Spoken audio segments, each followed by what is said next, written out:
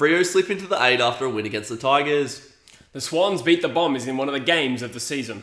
And the Lions' premiership window is slowly drifting away. This is the DrewFooty Show. We're back. Long road, took a tumble down this black hole. Stuck in Sunday League, but I'm on Hello, levels with welcome back to Ronaldo. another episode of the DrewFooty Show. We're back in person again. It's been you, KDOS, and we're back in person. We're just testing the views, whether the views go up when I'm not here, and it does seem to be trending that way. Get out of it. Damn you, Caden. As always, go follow DrewFooty_ on Instagram to be involved in the show next week. Lots of good questions this week. I think as the show gets more views, there's like better question selection, and I'm happy. So thanks to everyone who has contributed. Let's get into the show. Bloke of the week this week, Jesse, comes from Dr. Fatass Richard. Let's just say Richard. It doesn't say Richard.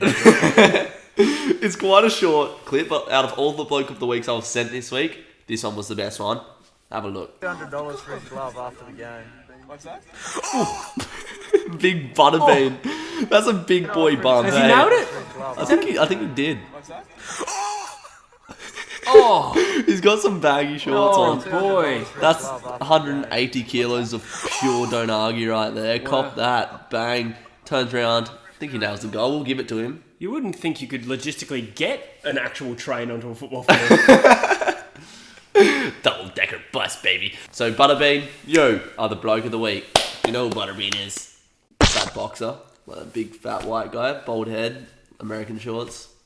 Let's get on with the video. Into the winners and losers of the week, Jesse. And there wasn't any real outstanding winners, other than the Dockers, obviously, but obvious bias, bro. yeah. So I've gone with Sydney beating Essendon at the MCG yesterday in one of the games of the season. Now, I think Essendon fans will be absolutely filthy at the fact that they lost by 7 points and Buddy Franklin kicked 14 points for the game. I know you're going to think Freo bias, but he elbowed Luke Ryan in the head the week before, and I chalked him up to have 2 weeks off. He come back in and played, kicked 2 goals, 14, and yeah, it was a really tight game, a shootout at the MCG. And I don't know about you, Jesse. I rate Sydney as one of the best sides in the comp at the moment. Where would you put them in your power rankings? For me, I'd say they're probably third. Really? Second or third. I just did my power rankings. I still have them in 4th. I've still got the D's ahead of them. But they've got ahead of Port for me. Essendon would have won this game most weeks, but unfortunately they were up against Sydney, the 4th most informed side in Jesse's power rankings. But Merritt and Darcy Parish collected the ball, I think, about 72 times between them. Merritt had 2 goals, and Stringer's still killing it as well. So once he's come into form, he hasn't left it. He's in a real good purple patch. I say this every week just about, but a performance Essendon can be proud of, I think. Yeah, I filmed a video last week, 8 players who proved us wrong in 2021. I don't know if Stringer was written off enough to really qualify for that, but I think he's proven a lot of people wrong in thinking he would get back to the form he is now. He's probably in career best form, to be honest. Yeah, I was a bit of a hater, to be honest. I was a Stringer hater, and he's proved me wrong. So straight into the losers of the week then. He's back, baby. I'm not looking forward to this segment. So the first losers of the week, Jesse, I'm going to have to give it to the Brisbane Lions. Now, they were in very good form probably about a month ago, and that loss to the D's set them back. They had a massive injury to Eric Hipwood, and Marcus Adams has gone down as well. But for the last 3 weeks, they've started the game off by going behind and then chasing arse every game. That game against Richmond got off to a slow start. Against Gold Coast, they kicked 13 goals in that second half, which saved a disastrous result. Now this week, I think it was up to about 54 points behind at some stage. Could have even been more. Against Hawthorn, a side that's been sitting at the bottom of the ladder all season. You can't really be dropping games like this if you want to be considered a premiership contender. So Brisbane, losers of the week. They're really adapting the Jesse and Drewzy at Metros on a Saturday night approach. Yeah. Get in behind and chase arse all night. Speak for yourself, pig. No, but seriously, they've had some pretty rough injuries, a couple ACLs, and yeah, Marcus Adams, who's been a big player for them, go out. But it's not really an excuse. What do you think is to blame for this form slump for the Lions? I don't really know what specifically it is to blame. Obviously, there's a structural thing of losing Hipwood and Adams, but it doesn't really add up. But they haven't really had a form slump in the 3-4 years under Fagan. Since they've come good anyway, they've been really consistent, and that's what put them in the frame to go deep in finals. This year, they're going to have to try and contend for the flag from about 6 because they've kind of blown top 4. I don't like just crediting the team that lost for the loss. I like to credit the team that won for the win. And lots of people were saying Hawthorn should be winners of the week this week. But after you've moved on, one of the best coaches of all time who's won 4 flags for you and won this game, was a tactical masterclass. You can't tell me that Sam Mitchell, with that list of players, would have beaten Brisbane on yesterday. So that's a massive L, in my opinion. You did a video on that. I haven't seen it yet because it came out today, but I'm going to make a video on that as well. So let us know what you guys think about Hawthorn. Was it the right call? There'll be a video on it coming soon. I'm mistaken. There was another team of winners, and it's Collingwood. I've given it to Collingwood. Last week, I noted that their young talent, in particular, Bianco and Oliver Henry. Yes, that's the one. I was like, who was I talking about last week? Yeah, Oliver Henry. I've been very impressed with for the Pies. And against Port, they were good in patches, but up against West Coast at home on the MCG, they ran the Eagles off the park. Second win under Robert Harvey, and it was just a good win. Considering that they got pumped over here to West Coast earlier in the season, it just shows that they've learned from their mistakes and progressed. Come up to that second fixture against West Coast for the season and absolutely decimated them. Winners of the week. Good job, buddies. Now, enough about pretending that West Coast didn't have an absolutely embarrassing performance. We've got some questions. Zach Patosa, 44. Shannon Hearn should change his name to Shannon Hurting and Suffering. Simple, but I like it. Yeah, 300th game for Shannon Hearn, and yeah, hurting.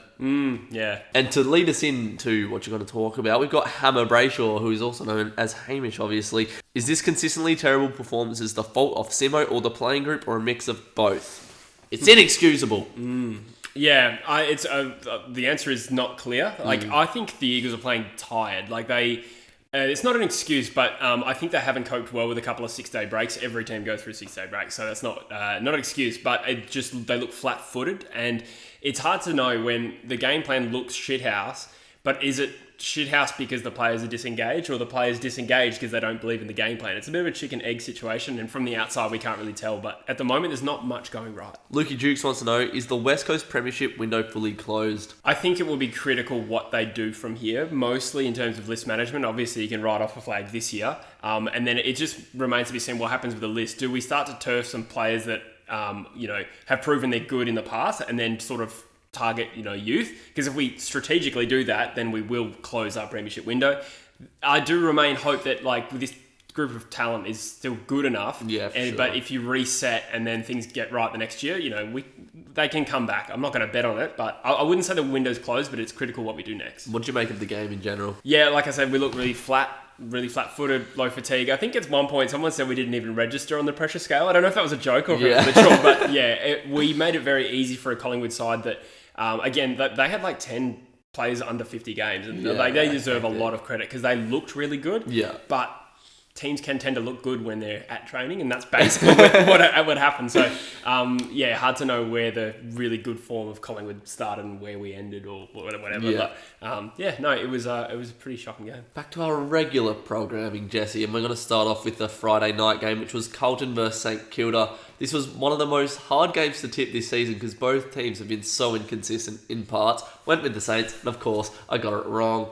Carlton dominated this game from about the second quarter, and in the first quarter, it was a big forward shootout. Max King and Mackay both kicking multiple goals in that first quarter, and I thought this was going to be a good game, but Carlton's defensive pressure really lifted in the second and third quarter, and you started to see some of St Kilda's players' heads drop. Guys like Dan Butler, who was so impactful last season, just haven't had that same impact this year. There are players playing really well for the Saints, so obviously we talk about Jack Steele every week and Max King, but guys like Jones, Dunstan, Rowan Marshall as well. He's always a huge in when he plays for them. There is contributors, but there's also so many players that just aren't pulling their weight at St Kilda at the moment. After Larky gave Wiedering a bath last week, he came out clean.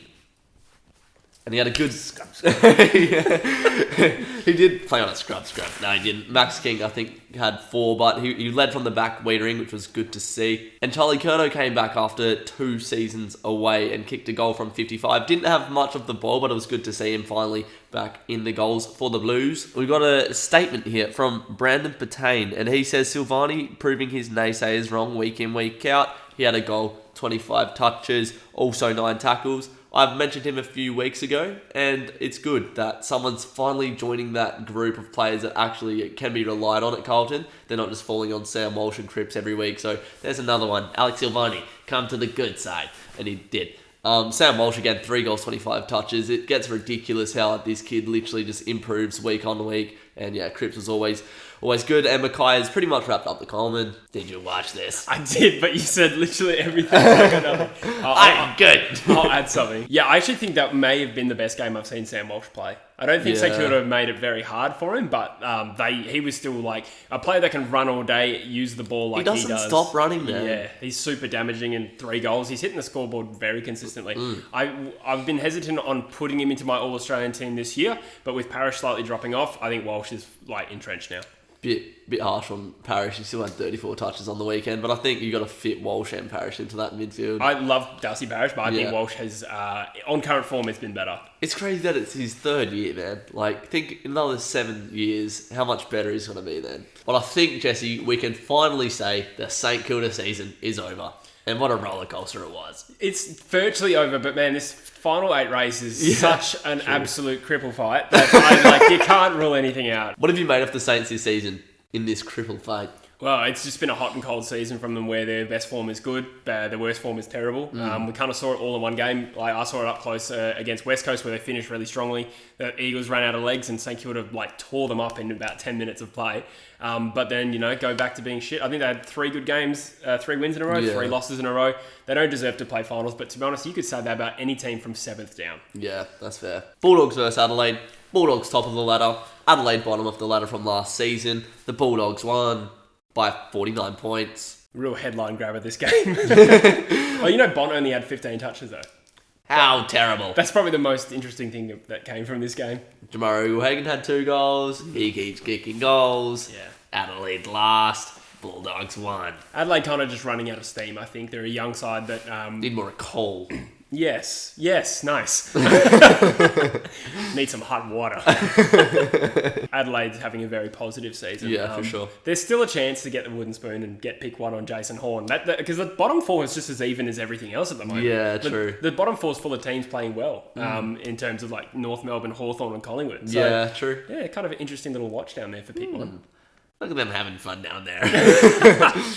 Playing in the sand pit. You were there like 2 years ago. Get out of it. North Melbourne played Geelong down in Tasmania, and Geelong scraped through with a 20-point win. Now, this has been the lowest winning margin that Geelong have had since that win against the Bulldogs. So I've been very, very impressed with North Melbourne. I think they could be potentially a top 13 to 12 side next year. But yeah, down in Tassie, scrappy game. Geelong did what they had to do, and obviously this isn't their best because we've seen what they can do to sides like Freo, like West Coast, like Richmond, any side. They are the most informed side in the comp. So the fact that they really didn't show up in this game and they can still scrape past a 20-point win, it shows that they were probably at about 20% capacity in this game and still just won the game, which is what great sides do, even when they don't play well, just getting results done. Exactly. I think their ability this year to just know when to put the foot down and just when to ease off, and they're still collecting wins. Like some of the closer games this year, Collingwood, Hawthorn,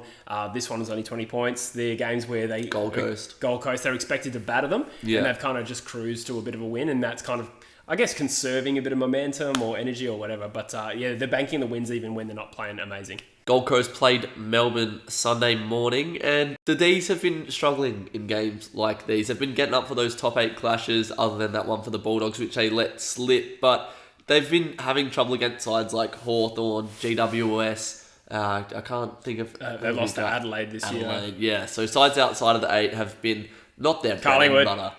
Collingwood, yes, nice, adding to the list. So exactly what Melbourne needed was to just battle one of these teams, which we know that they're capable of, and they did. Ben Brown had 4 goals. Luke Jackson had a career-high 4 goals. So maybe that's an option for them that could work out, a little ruck forward rotation for them. 4 goals for Dogger Jackson, one of his best games for the blue and the red, the red and the blue. I was going to say the Blues, but I just saved that seamlessly.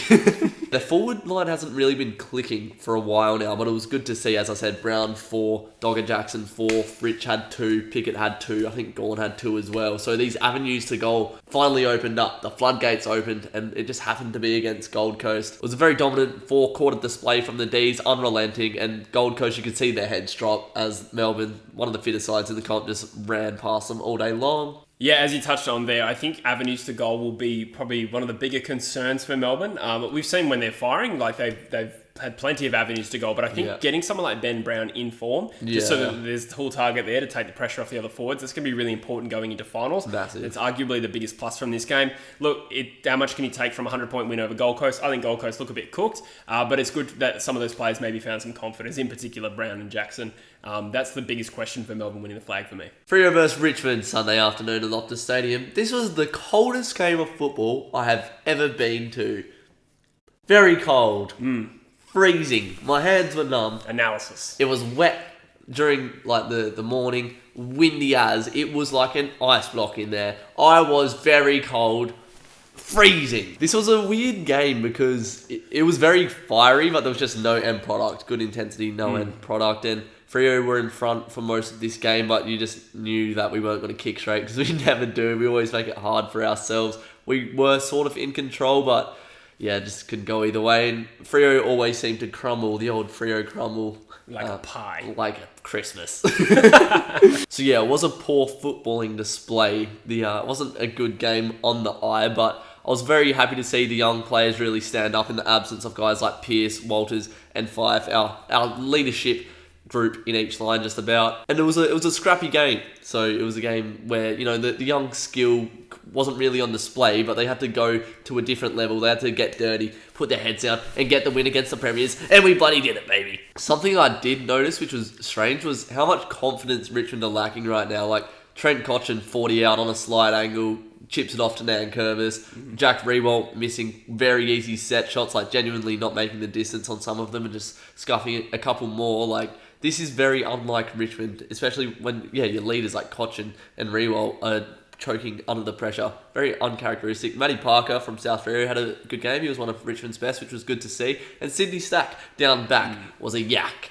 He was very good. So yeah, in that last quarter, Freo sort of let 3 goals go after being 10 points up, and Richmond hit the front, and I was like, well, this is the Richmond that we know. They're a very good side, and Freo is going to bend over here like they always do. I said it in my vlog, can we find another year? Can we impose our game plan when our backs are against the wall? And to a degree, we did. We got those 2 goals needed. I don't think it was a dominant display in that fourth quarter by any means, but what I've been crying out for, Jesse, you always hear me say, I want passion, integrity, intensity, and heart. And that won us the game for us. Lockie Schultz going up for that mark, sort of back with the flight, taking a spec in. Absolute crazy grab. Maximum courage points as well. And he kicked the goal to bring us back within 3 points. And then Caleb Sarong snaps it on his left foot from a delivery from Hayden Young. And we go ahead, hold on just for the win. It was a pretty average game of football, as I said, but it was just so good to see the boys get the win and push us into the 8. I'm very happy. And we talk about it all the time, Freo's young talent, but Andy Brayshaw and Adam Cerra were all over. There wasn't a blade of grass on the ground that they didn't touch, Jesse. They were everywhere, not just with the ball, like defensively. Adam Cerra was so important for us yesterday. Stopped a few goals single-handedly. And Andy Brayshaw just runs all day, man. Like, Caleb Sarong, game winner. Andy Brayshaw and Cerra had 72 disposals between them. Like, that is a midfield just waiting to win a premiership for me. If Cerra goes, I'm not going to be happy about it. Please stay. Brayshaw was enormous. He had 8 clearances, but 2 of them were like in the dying 60 seconds, I think, of the game to win them the game. You just knew whenever he got the ball, he's so composed. Could be a Brownlow medalist. I really like Andrew Brayshaw. I like that. Yeah. We got a question here from UCAT. He wants to know, well, he's asked, Brizzy, West Coast and the Saints, finals well and truly alive? ? What do you reckon? I think the finals are alive. Do you need to win all 3? Nah, well, we've got Brisbane, who are out of form. West Coast. You could make a case. We're going to get battled against West Coast, let's be real. You can make a case for winning any one of the 3. Yeah. You more likely to win. You're probably going to win one or two on the balance of probabilities. Yeah. Like, Brisbane are a tough opponent. It's going to be a tough contest, that one. At Optus, and they're out of form. Yeah, I know. But eventually they got to snap into gear. Yeah. I don't know. I'm not saying, I'm not writing you off, but I think it's pretty 50-50. Yeah, I'm thinking, I have optimism going into that game. Did you tip Freo this week? No, I tipped Richmond. I tipped Freo. Yeah. Back the boys in. Fair play. The Saints on the last game of the season. At Marvel, who knows? It Yeah. really depends who's playing for what, because if finals are realistic for both teams, that's interesting. If it's only realistic for one of them, that's kind of a factor as well. Yeah. The last game of the round was GWS versus Port Adelaide, and I had faith that I'd get my tip right on this one. I tipped Port Adelaide, and it doesn't take a genius to tip this game because GWS have not won consecutive games since round 8. So after a win last week to Essendon,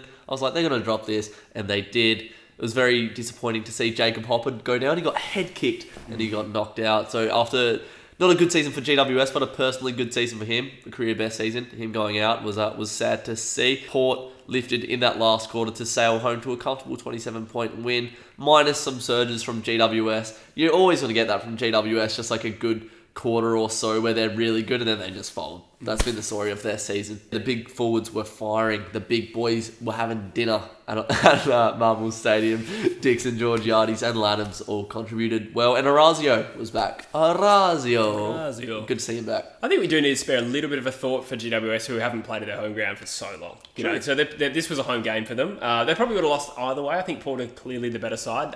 But, you know, there's a lot of challenges with what they've been facing lately. And then the injuries stack up. You mentioned Hopper. I think Phil Davis is also injured. I think were they trying Tom Green in the ruck, as second ruck? Yeah, I believe maybe. on the weekend. So, a bit of adversity there. But then again, they kind of only have themselves to blame for. And then you look at Sydney, and they're like the best team, informed team in the comp. Yeah, very true. GWS finals over? Question mark. Again, it can change every week. We can just finish the show talking about those last two spots in the finals. You messaged me yesterday when I was on a Freo high. Freo into the 8. And you're like, the bottom two spots in the 8 are literally so weak. Like the top 6, between the top 6 and 7th and 8th, there's such a gap. And I was like, no, Freo in the 8, leave me alone. But it's so true. Like, it is so true, because any side that's going to finish 7th or 8th is just going to get battered in that first round of finals, it seems. The gap between 7th and 18th is, I've never seen it narrower.